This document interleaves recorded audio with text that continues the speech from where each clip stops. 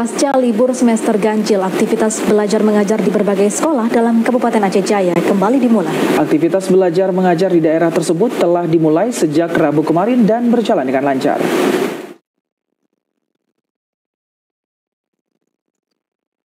Usai libur panjang Natal dan Tahun Baru serta libur semester ganjil, saat ini aktivitas pembelajaran di seluruh sekolah di Kabupaten Aceh Jaya sudah kembali normal.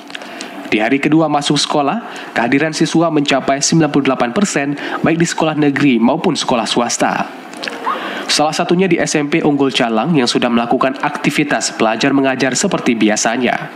Terlihat para siswa mulai mengikuti mata pembelajaran yang ada meskipun belum belajar secara normal karena pihak sekolah melakukan perubahan sistem pembelajarannya.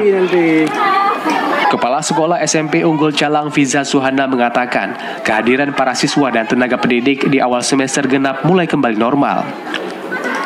Menurutnya, untuk semester genap tahun 2023-2024, sistem belajar mengajar tidak jauh berbeda dengan yang dilakukan sebelumnya, namun untuk tahun ini sedikit mengalami perubahan. Hari pertama memang agak sedikit yang hadir, tapi alhamdulillah hari kedua ini tadi kita sudah lihat sendiri, itu sudah penuh kelasnya. Jadi mungkin kalaupun tidak hadir dalam satu kelas hanya 1 atau 2 orang saja. Kalau sistem belajar mengajar memang tidak ada perubahan secara umum, karena memang ini kan gurunya masih sama, hanya berbeda semester saja di tahun ajaran baru. Hanya saja kita ada rubah formasi siswanya di dalam kelas.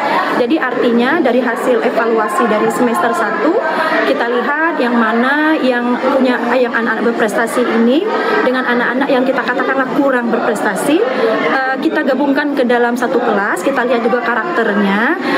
Berdasarkan evaluasi yang dilakukan, SMP Unggul Calang melakukan perubahan pada sistem pembelajaran, sehingga dengan inovasi baru ini diharapkan interaksi siswa dalam aktivitas kembali meningkat. Dari Aceh Jaya, Musliadi, TV Aceh melaporkan.